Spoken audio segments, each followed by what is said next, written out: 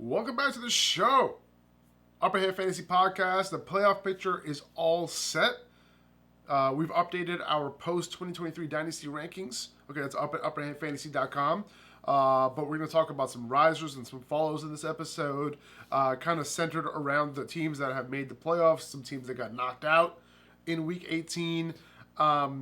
First of all, Zach, I enjoyed the Bills-Dolphins game, personally. Like, it wasn't this high-scoring bonanza, but, like, it had a playoff feel to it. You know what I'm saying? Like, and, the Bills, they already knew that they were in the playoffs because the Jaguars lost. By the way, what a collapse by the Jaguars. They lost 5 of their last 6 games. The only game they won in that span was against Carolina. Okay? That's bad.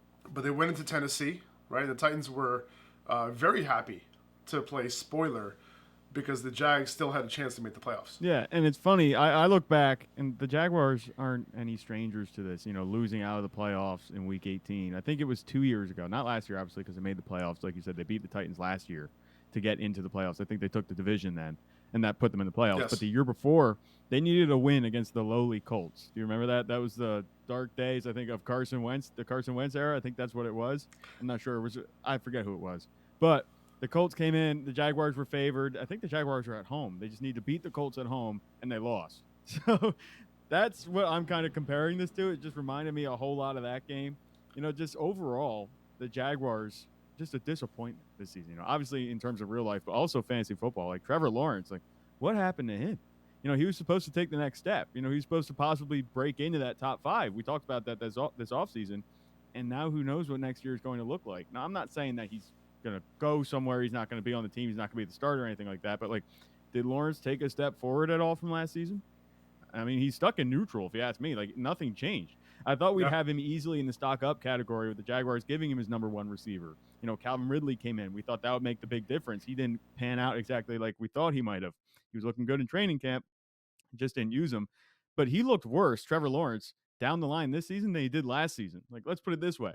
Lawrence was ascending in the second half of last season, and this season, now he's descending. Like, granted, he was dealing with a lot of injuries, this season. That's going to affect his play. He was missing Christian Kirk for a couple games, but that's one player. Lawrence had 14 total touchdowns and 2 interceptions in 7 games after the Jaguars bye last year. This year, he had 15 total touchdowns and 10 interceptions in 8 games after the bye. So if you had Lawrence on your team, you're coming into the year in Dynasty, you're thinking, I'm set. I have Trevor Lawrence as quarterback. He's going to come into the year, and he's going to be top 5 by the end of 2023. Now here we are at the end of 2023, and he didn't take any kind of step forward compared to last year. He actually finished lower than he did last year in terms of cumulative points. He was a QB 13 this year after being just a QB 8 in 2022. So he's going in the wrong direction. I'm not saying that he's a stock down, but the fact that he hasn't moved is just really disappointing. Trevor Lawrence is outside my top 15 Dynasty quarterbacks.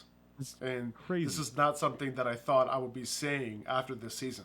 I thought, with Calvin Ridley, with the weapons that they have, he would have been able to ascend, and with Doug Peterson, also, but Doug Peterson also, some questions there as well. Like, they lost Christian Kirk, and it went downhill from there. That offense hasn't been the same, and obviously Trevor Lawrence too.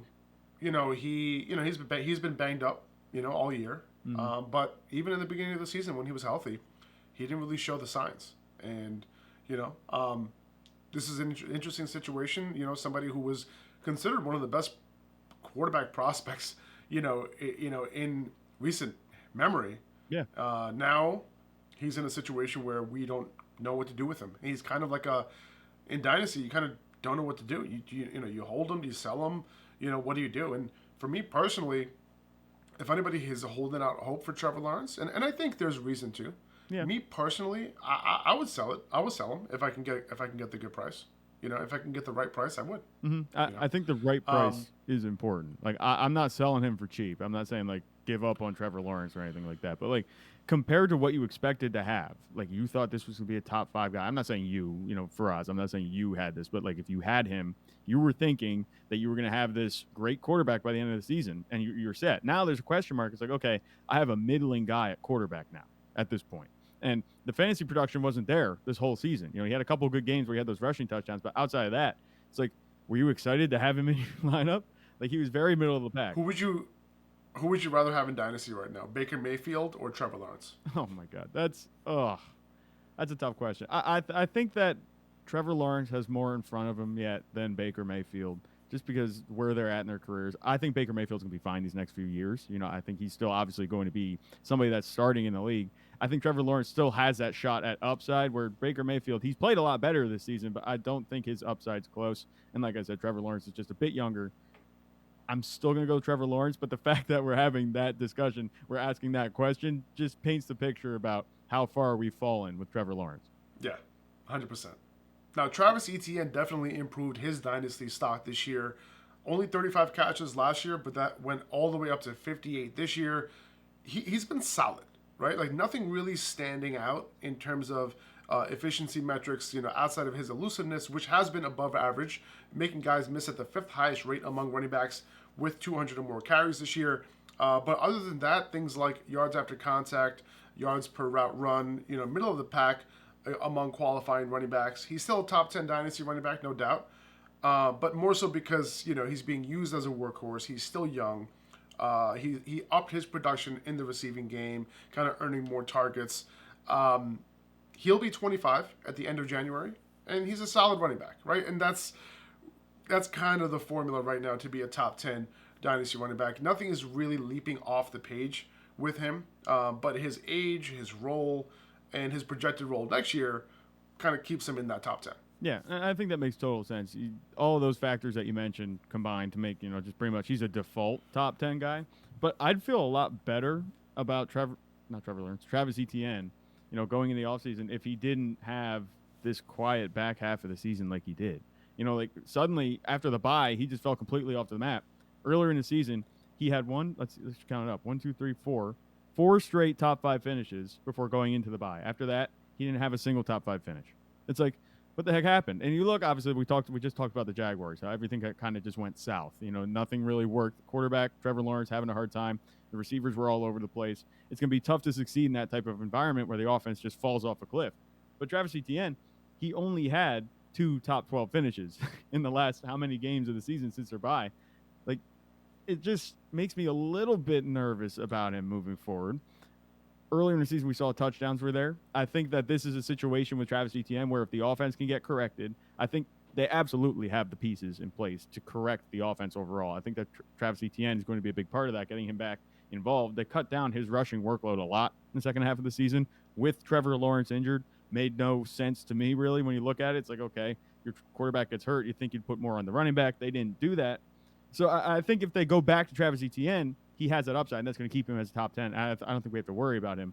But I'd feel a lot better about it if he didn't have that quiet, end to the season. And it just didn't sit right with me. His only good game, pretty much, came against the Panthers, who were abysmal against the run. And by the way, when the Jaguars traded for Calvin Ridley, they traded a 2023 fifth rounder plus a conditional 4th rounder in this year's draft for him. But since he hit certain thresholds, like he hit his reception number, he went over 1,000 yards receiving, that just turned into a 3rd-round pick in this year's draft.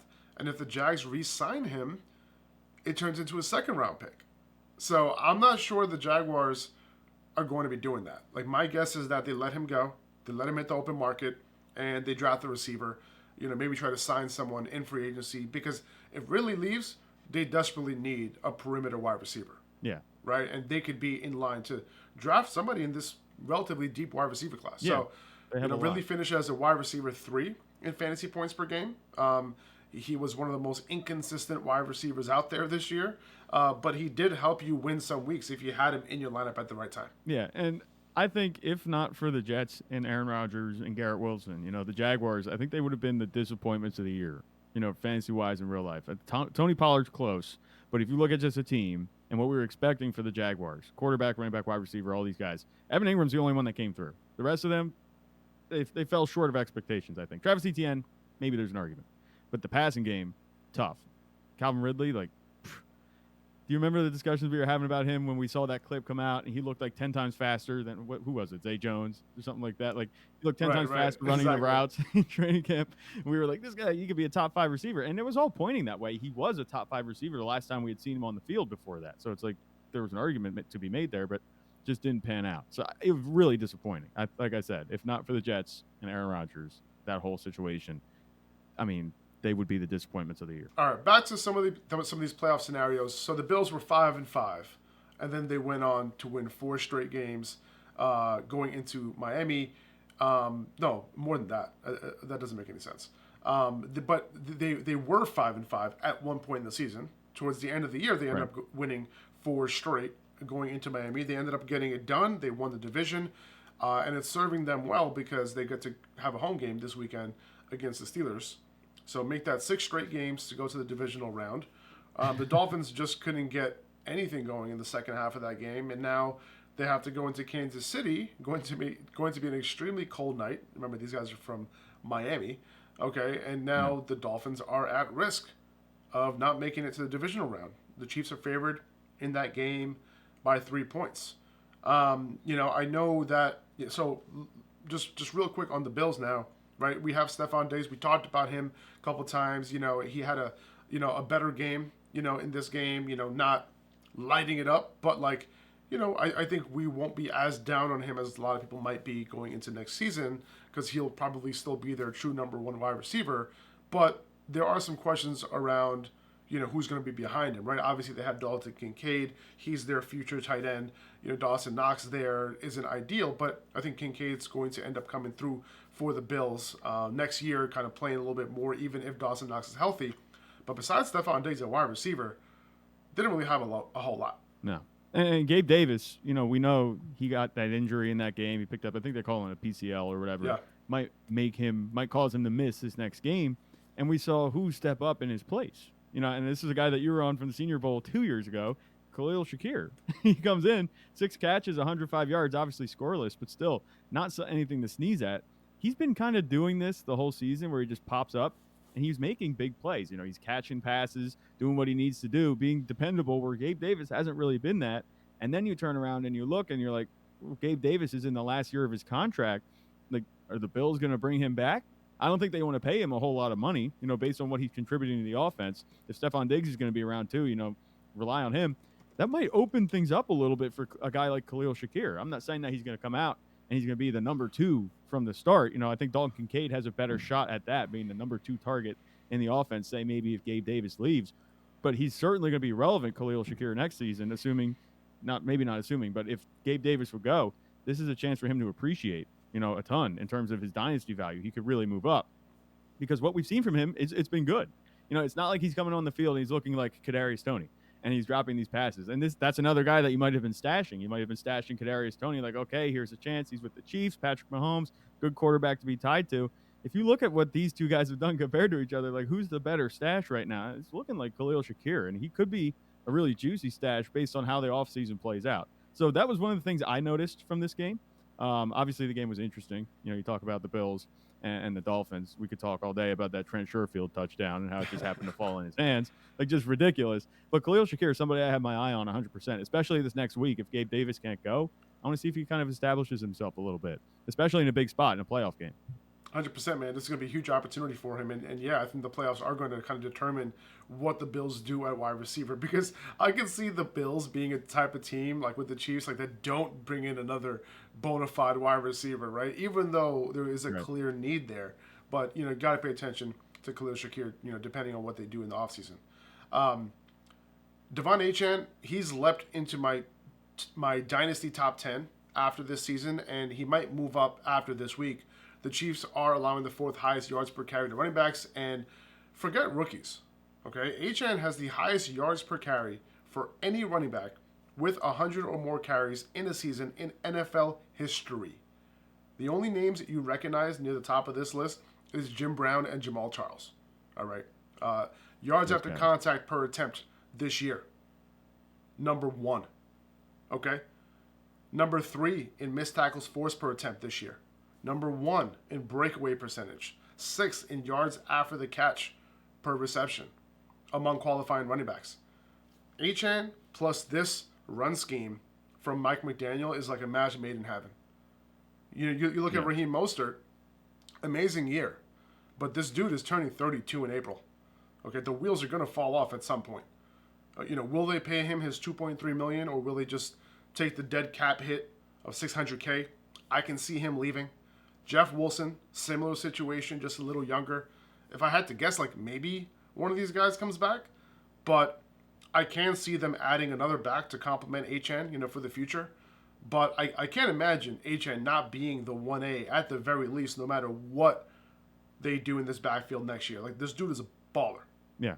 Bottom line. And I do think it's funny how we're calling it's a lot more difficult to say that the wheels are going to fall off for Raheem Mostert after he has a 20 touchdown season, 21 touchdowns. I know. We were saying that easily earlier than the offseason coming into the season. We're like, oh, he's 31, the wheels are going to fall off. This is easy. He doubled his total touchdowns, career total in touchdowns in one season. It's pretty hilarious. But I love that you have Achane inside the top 10. This is like the outlier of outlier season that Raheem Mostert just had. Yeah. Right? Like, these type of Achane seasons don't happen.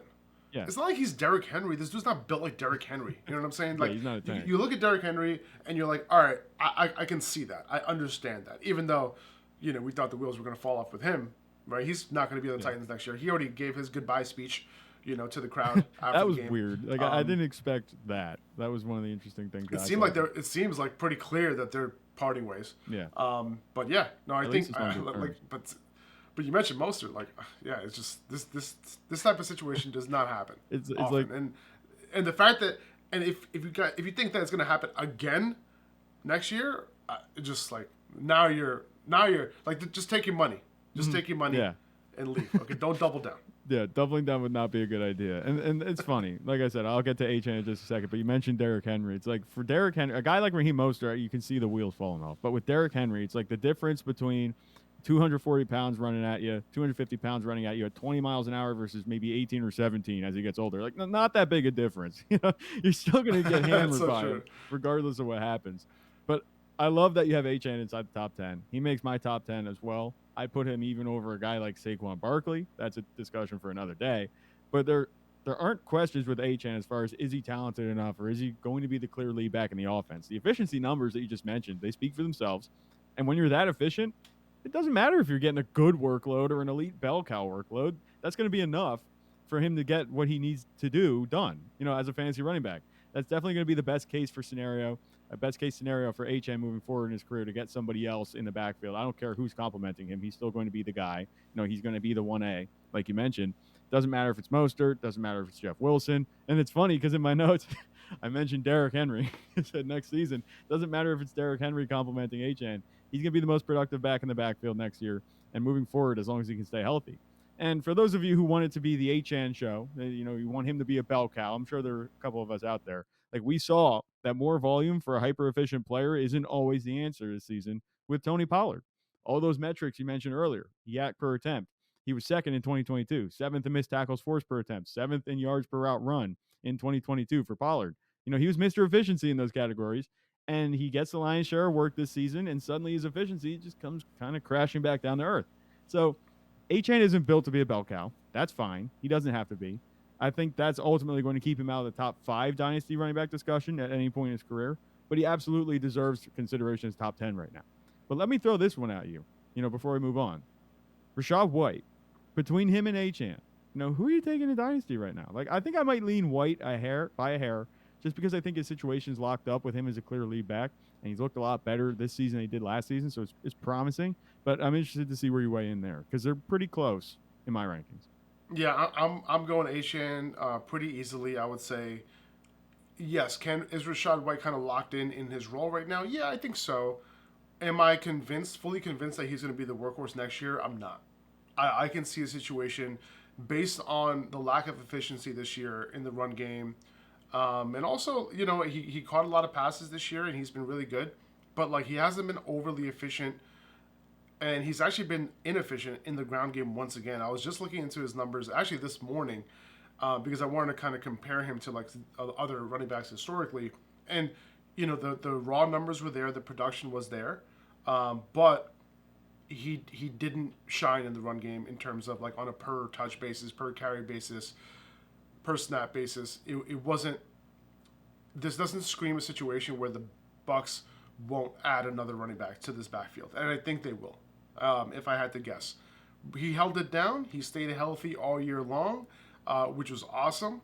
But I think that this is a situation where people might be a little bit surprised, like come draft day, right? Where they're like, wait, hold on a second. Like, You had Kenneth Walker. Why are you adding Zach Charbonnet? Right? Well, guess Right. what? Kenneth Walker, he also had some issues in the run game last year. Okay? And now everybody talks about it, right? North South versus East West, right? Like, we talk about that now. Yeah. But I was talking about that last year. Even though Kenneth Walker, when he was coming out, he was like my favorite running back. I liked him more than Brees Hall in terms of like, I just liked watching him play, right? And and it's a concern. So when these type of things come out, I like to pay attention to them, and based on efficiency, I would say I would go Achane, just more explosive and just more of a playmaker. I would say. All right. And I guess it would be safe to say you like the offense more too. I think I could see that argument maybe.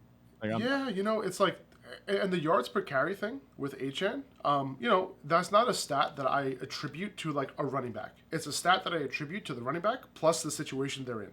Mhm. And since the run scheme is going to be the same next year, same coach, right? I can kind of translate that to next year, opposed to a running back that had 5.6 yards per carry is in a different situation the year after, and it's like that can completely change. But what can stay constant is the yards after contact, the missed tackles forced, that sort of thing. Like the skill set can potentially stay the same. Yeah. I hear you on that one 100%. Yeah, yeah. But yeah, so it's close though. Let me see where I actually let me check where I have White. It's not. I know where you have White. It's not. I posed the question I have yeah. him at 11. Yeah, I exactly. have him at 11. So high. It's posed- so high. I posed the question for you that way because obviously not everybody listening is going to see the rankings or anything like that. So I just wanted to see how you would respond. Right. It seems like there's a pretty big gap there though, from 10 to 11. The way that you just described it. Yeah, yeah. I mean, It's a decent HN size has gap. HN has his flaws too. They're different and I types think of running backs. you know, 100%. yeah, different types of running backs. He wasn't overly efficient in the receiving game. On a per route basis. On top of that, he wasn't necessarily. Is he going to be staying into pass block? Is he going to get that passing down role? Or is it just going to be an early down? Hey, you're my efficient early down running back, right? Like, that's a possibility, and is that enough for him to move the needle for fantasy, right? Because Right. like we would love for a back like that, a small back like that, to get 4 or 5 receptions a game. Is that going to happen? So that is kind of, that's why I do have him below Saquon Barkley in my rankings, in my dynasty rankings. So that's kind of where I'm at there. But listen, love HN, crack the top 10. I do. Oh, and by the way, guys, our dynasty rankings have been updated. Go check it out. UpperhandFantasy.com. They're all there. Okay. Let's talk Texans. Big win against the Colts to win the division. CJ Stroud coming through as a rookie. They get a home game now against the Browns. Really, really great accomplishment by him and that team. A young rookie against an old man at quarterback this week. I don't even know who to root for here. But I think I'm leaning towards Stroud. Like it's for me personally. Like I like to see these young rookies succeed and defy the odds and make it past the first round of the playoffs in their first year. Yep. Especially because Stroud's a baller. He made my guy CJ Stroud and my guy Tank Dell just ballers. Love it. I love him for that. So I just want him to just succeed. I want him to win the Super Bowl. Yeah. But he's another guy who's a clear top 10 dynasty quarterback for me at this point. And I think that's pretty clear. Yeah, 100%. There's no question about C.J. Stroud being a top 10 quarterback. But the Texans-Colts game, you talked about the Bills-Dolphins game being a playoff game. Like, the Texans-Colts game felt like a playoff game. That was one. Yeah. Obviously, it's easy to say that because it was winning you're in and you lose and you're out. That's just how it worked. But that felt like a true playoff game. It was awesome because it was close. It wasn't one way or the other. And the team that I wanted to win won. I think the team that everybody wanted to win won with C.J. Stroud. I wish the matchup between the Browns and the Texans would happen later in the playoffs because I don't want to see either of these teams be first round exits. Like, how could you not root for Joe Flacco and the Browns with all the quarterback drama that they've had this year? How could you not root for CJ Stroud and the Texans? Like you just mentioned, I'm gonna be making my wild card picks again, like I did last season, later this week. This is easily going to be one of the most difficult ones to pick. I'm not going to put myself on the board here just yet for this game, but CJ Stroud is easily a top 10 dynasty quarterback. And I figured this would be the case. I was a big fan of him coming out of the draft, but I didn't think we'd be having this conversation about him as a top 10 guy with the Texans in the playoffs in his rookie season. Like, I thought it would take a year or two, but obviously that's not been the case. CJ Stroud's come out. He's been fantastic. not much analysis necessary with him. Young quarterback immediately being not only fantasy relevant, but also a game changer in certain weeks. Like, not many quarterbacks you want to build your fantasy team around over Stroud, especially in a dynasty startup. If you want to play the long game, if you're one of those people who wants to play the long game dynasty, build up that capital and the value long term, like CJ Stroud, he is your guy. He's a fantastic pick in dynasty. He's my QB7 right now. He's still behind Justin Herbert. He's still behind Joe Burrow because we have a bigger sample size, and they're not old guys yet. But we'll see, man. You never know. Pull up another season like this next year. He could improve. You never know. He might be a top 5 quarterback for me next year. Another guy that I like, just quick, I'm just going to throw this out there, like, same division, Anthony Richardson. I know he had a very small sample size. I know he's injured, but, like, it doesn't matter. That's somebody that I'm really on. It doesn't matter. He's my QB8. He's right behind him for me, dude. Like, I think he's right there. Who do you think has a better chance of, like, jumping into the top 3 between CJ Stroud and Anthony Richardson? And I don't want to just, like, glaze Anthony Richardson here, but I'm just going to say, like, I think if you had to pick one, I would go with Anthony Richardson based on what we've seen. Because a quarterback, he would have to be in the conversation. He would have to be in the conversation with Josh Allen and Patrick Mahomes and Lamar Jackson, right? And I think it could happen. More so because, like, what's the chance that CJ Stroud gets up there?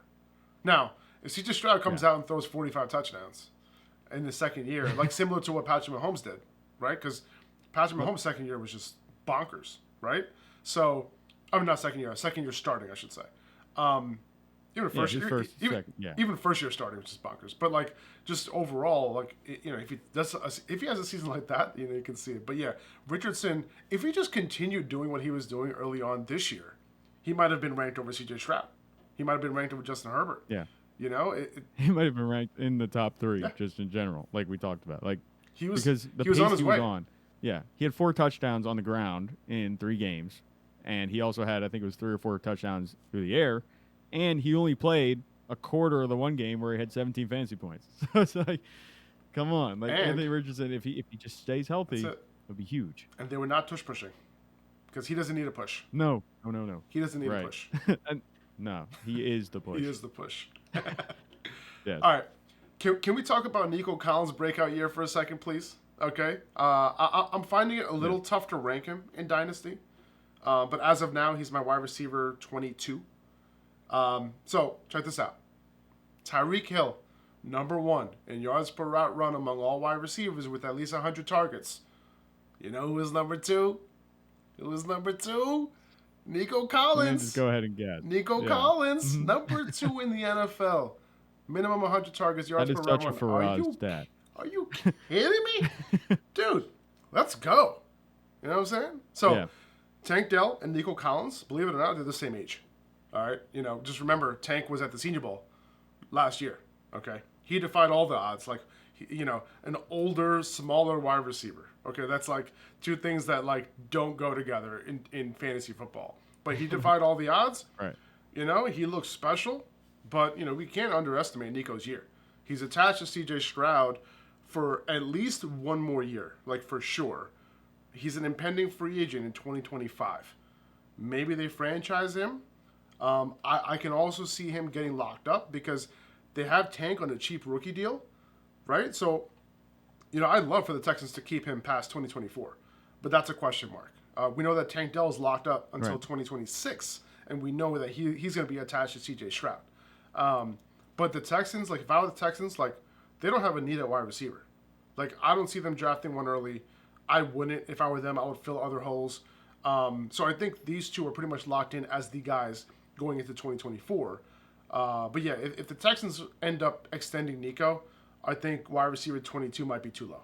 Yeah. So the way you're talking about Nico Collins as the wide receiver 22 makes it seem like that threat of him leaving Houston next offseason is already kind of baked in to that wide receiver 22 spot, right? A little bit. Yeah, I think that's what it seems like to me. If the Texans got a head start, and this is just hypothetically, say the Texans got a head start and they extended Nico this offseason, like, where would he go? Where would Nico Collins be? If he was then tied, they signed him to a 3-year deal. He might be in the teens. Like, he's going to move up in the teens, man. It's tough to move him over certain guys, though. Like, I'll probably move him ahead of... Actually, he's 21 for me right now, but I might move him ahead of... It's tough, man, because I would have to move him ahead of guys like T. Higgins, I would have to, Debo's there, Jalen Waddle's there. It's tough to like Jalen Waddle. Yeah, over Debo would be tough. I have relatively low. I have Waddle relatively low compared to a lot of people, but I have like guys like Drake London and DJ Moore ahead of him. So like, it's tough, man. We're getting to like that, that elite wide receiver status where it's just like he's like right at that cusp, because we only have 1 year, but boy, this 1 year looks special, man. Like big plays, Nick, looking down the field, like he's just a beast. So it's looking pretty good for Nico Collins moving forward, though. Still a young wide receiver, 24 years old, is looking good. I think that if they did sign him, it wouldn't be that drastic of a change. I think because Tank Dell is there, I wouldn't move him up that high either. He would move up a little bit, but I don't think I'd move him up past some of those guys that you mentioned. Stroud can definitely support both of them, but as long as Nico isn't the true wide receiver one of the team, it's going to be hard to put him over wide receiver 14 or 15. And that's probably right where you were just talking about, kind of moving him in. It might be even a little bit higher than you talk about. Too high. Yeah, he wouldn't make it past there is what I'm trying to say. But, he's obviously one of the biggest fantasy movers, in Dynasty football this offseason, and it starts with C.J. Stroud. And if he would happen to go somewhere else after 2024, I'd definitely be a little bit hesitant, just with him being away from C.J. Stroud because we haven't seen that. And we have seen that in sample sizes with guys like Davis Mills, and it just hasn't been very good. Right. So, yeah, definitely hesitant. If he stays in Houston, you're fine. But outside of that, it's like you might be on shaky ground. The good thing now, though, is that offensive coordinators know what they got in Nico Collins at this point, right? So, like, even if he moves elsewhere, it's like, we could build our passing game around this guy, opposed to last year where I guess they might not have known that or figured that out because they were incompetent. All right, we have a few more games to talk about here. The Packers ended up getting the win, securing their playoff spot, but they have to go into Dallas. Not great. The way the Cowboys have been playing at home over the last 2 seasons, it's looking like the Cowboys might have this in the bag. But this year has been a very pleasant surprise for Jordan Love. Top 10 in passing yards, second in passing touchdowns, only to Dak Prescott. 32-11 touchdown to interception ratio. Pretty good. And overall, this year has been pretty good for him, especially considering his weapons all over the place, right? Aaron Jones in and out of the lineup all year. Christian Watson barely showed up this year. Romeo Doubs took a step back. These young wide receivers, though, Jaden Reed came through big time. Huge rookie year. Tight ends showed up, the rookie tight ends. Dontavian Wicks, towards the end of the year, he's looking like a pretty good wide receiver. He's showing that he's capable. This is going to be a tough test for them in Dallas, man. How do you, are you looking at this game like a challenge for the Cowboys? Yeah, I am. And I'm just going to limit my comments on this game overall because I don't want to just go into this and say that, Dallas is 16-0 at home since week 1 of 2022. And you also have to remember that the Packers are 5-0 all the time at AT&T Stadium. It's just like there's all sorts of things working against each other. It's Mike McCarthy's old team. It's like something's got to give. I'm not looking forward to it. I am really excited to see how this game goes because, the Packers, they're a really interesting team because they're so young. It's just ridiculous. Like the way that, and I'm just going to go back. This is off my notes, but I have to mention this because I thought about this now. Look at the weapons that Jordan Love is playing with. Dontavian Wicks, Jaden Reed. Jaden Reed's good. Obviously he was a second-round pick. Good for him. But Dontavian Wicks out of nowhere. Bo Melton. Who's Bo Melton? Tucker Kraft. Luke Musgrave. The running backs have been injured all year. Like, is Aaron Rodgers putting up 32-11 and staying quiet about it the whole time? Great. Like the whole season if he's still in Green Bay? Like, think about that. Hot take. Hot take. I don't think that's Aaron Rodgers would not have thrown 32 touchdowns this year with that supporting cast. No, that's what I'm saying. I think it would have been a lot more complaining, a lot more, talking on Pat McAfee's show like he's doing. And I don't want to just trash Aaron Rodgers. He's very good.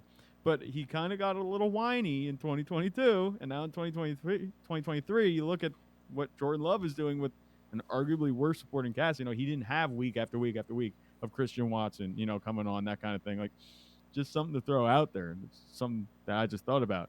But, like I said, I'm not going to make any bulletin board material here. Jordan Love has absolutely crushed it this season. The Packers offense in general. Jordan Love and Jaden Reed were just lottery picks, at their respective positions coming into the season, and they've flown up dynasty draft boards this season. And honestly, it doesn't just stop at those two guys. Jordan Love playing really well means a lot for the pass catchers in this offense. Jaden Reed, obviously, but Christian Watson, Dontavian Wickses of the world, the Tucker Crafts even. But Jordan Love just played his first full season, like I just mentioned, at quarterback with pass catchers all younger than he is. And he's 25 years old, Jordan Love. So since week 7, and this might surprise some people, Jaden Reed was a wide receiver 14 in PPR points per game. Cool. But over the last 3 weeks of the season, Jordan Love had Jaden Reed as a wide receiver 7 in PPR points per game. Dontavian Wicks was a wide receiver 14 in points per game. And Bo Melton was a wide receiver 17 in points per game. Like, Jordan Love is elevating the supporting cast. I don't care what anybody says. You know, the whole Packers offense is on the way up in Dynasty. Obviously, it would be a little presumptuous to jump out and say that all of these young wide receivers are going to make it in the Packers offense. But you look at Romeo Doubs, the guy that was there before, it's like he hasn't been a factor at all. Christian Watson is in and out of the lineup all the time. Like, clearly these guys that Jordan Love is throwing to, they're not just guys. They're doing pretty good for with the situation that they're in. I think Jaden Reed is pretty much earmarked at this point as one of the players with very high appreciation potential. And Dontavian Wicks, I think he's a flyer at this point. You know, you can take a flyer on him and see how it goes. But Romeo Doubs, I don't know what to do with him. Like, if you have him, like, in just his second year in the league, he feels like a relic of times past. So this offense in Green Bay is really interesting because suddenly they have, like, all of these players who look decent at the worst, decent quality guys. So they have too much volume, too much stuff, not enough space. You know what I'm saying? I don't know what's going to happen with these Packers pass catchers, but I'm excited to see how it unfolds. Yeah, they could definitely use a true number one on the outside. I think a true number one on the outside, Christian Watson as a field stretcher, and then Jaden Reed come out the slot. Like, that's a pretty good, that's a dynamic wide receiver trio right there. And then just bring in another running back. They need another running back. Yeah. Aaron Jones is not it anymore. He can't stay healthy. A.J. Dillon's not it. So they need to move on. Yeah. Okay. I personally, I can't wait for the Lions-Rams game. Like, it's going to be played indoors. It's going to be an offensive bonanza. Now, here's the kicker, though. The interesting thing is this. Like, this is not a great matchup for Kyren Williams, right? So I'm interested to see what happens here. Like, do they overcome that? And Kyren can he still be productive on the ground? Or will the Rams have to be forced to be a little bit one-dimensional, which is something they haven't had to do much of since Kyren got back, right? And, when you think about it, that's really when they had their success, with Kyren back in the lineup, right? So we'll see. But, the thing is that the Lions are, very, very susceptible in the back end, right? Like, they can't defend wide receivers. I think Puka and Cooper Kupp can both go off.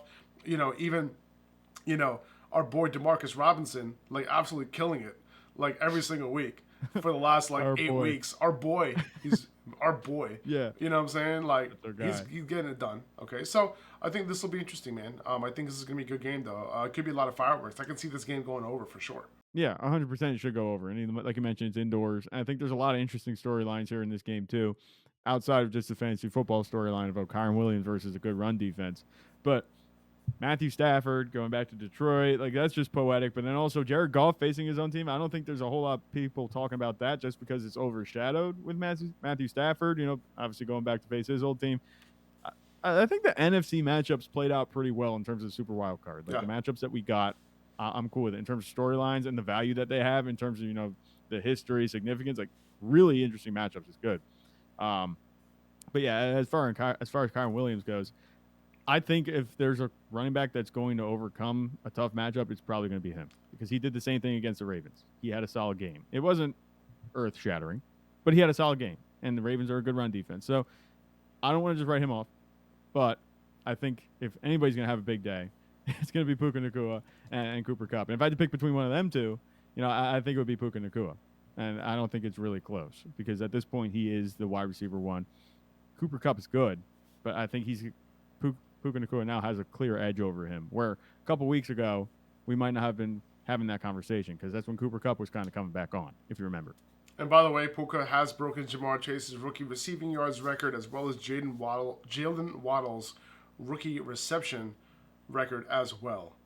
So he, this season that has begun with Puka ended with Puka as well.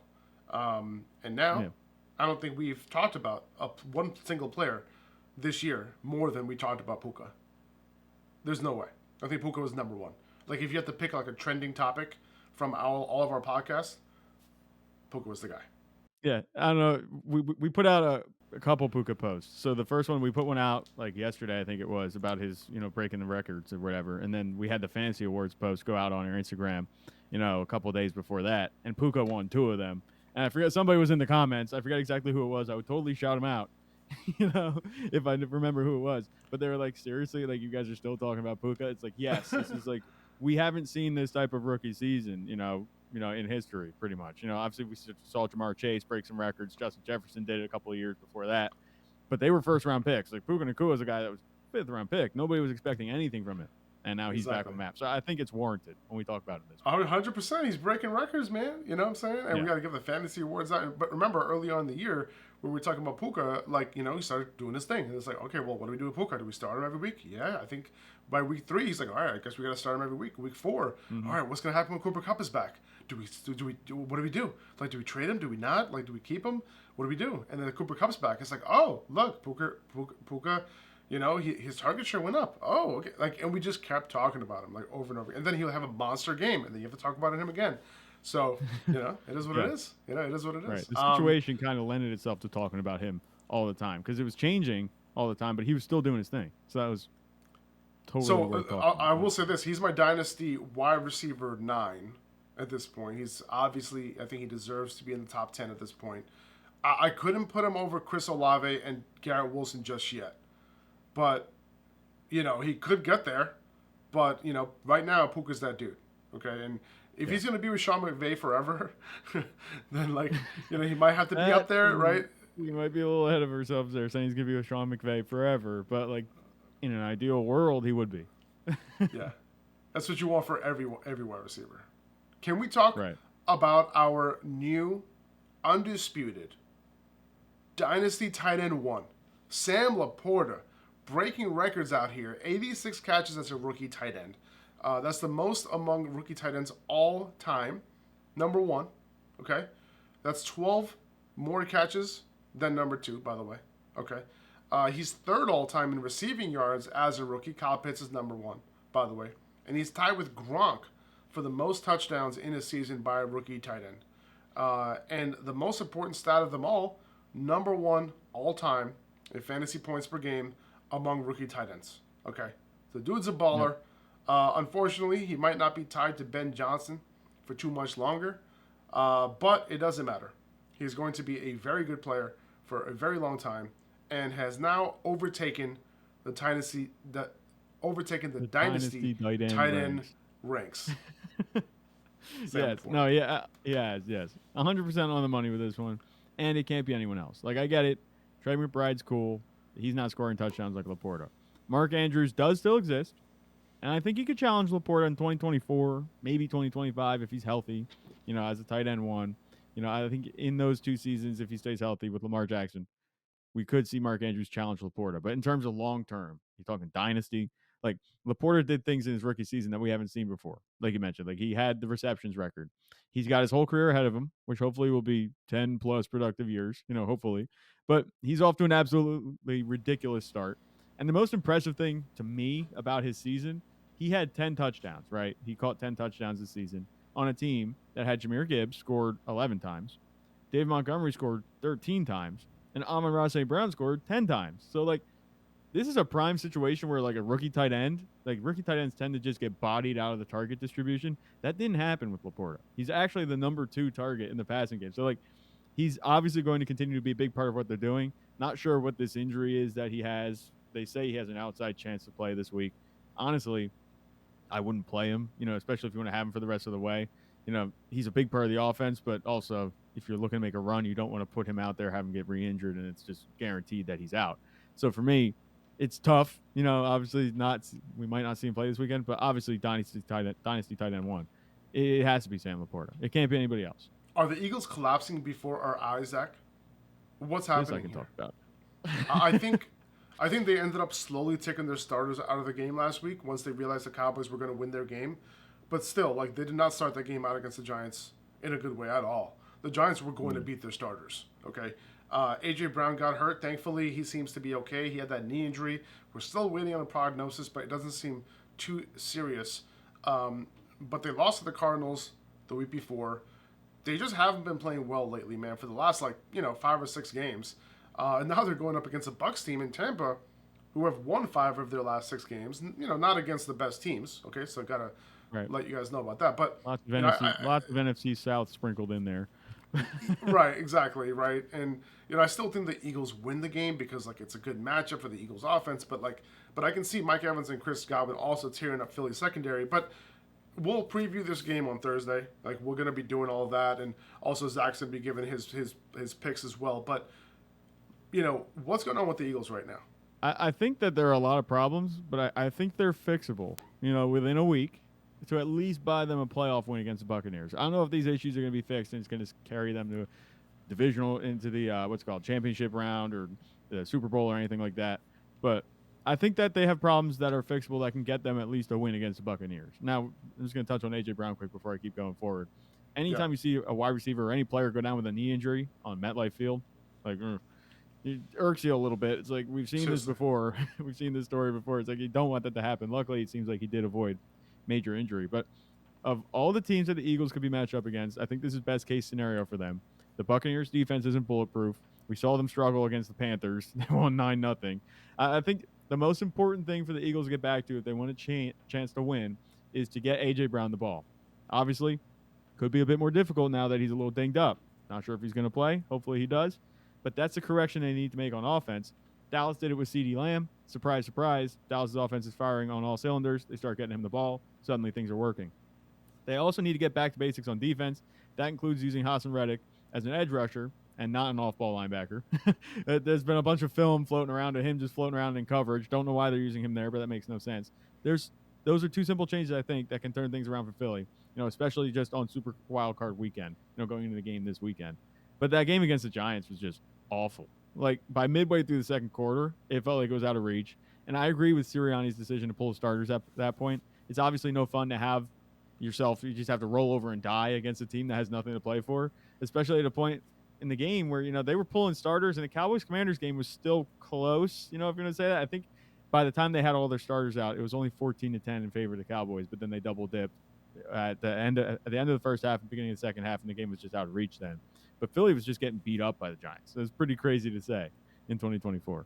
Yeah, man, it really is. So, we obviously have a lot of Dynasty stuff to talk about. We have a lot of time to talk about it. We have our Dynasty kit coming out in March 1st. On March 1st, we have the Senior Bowl coming up. We have a lot going on. So, obviously still a lot of football to go. Playoffs are here.